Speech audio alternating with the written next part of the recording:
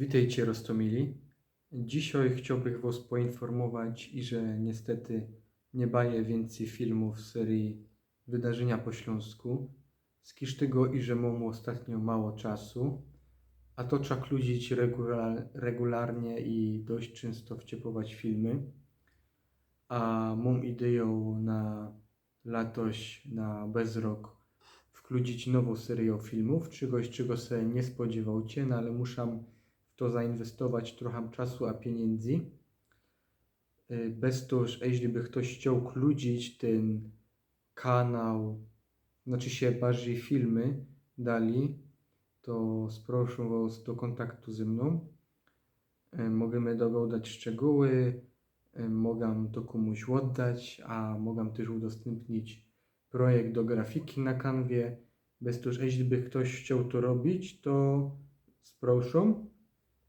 A na dzisiaj by to było tyle. Dziękuję Wam, chówcie się i do zaś.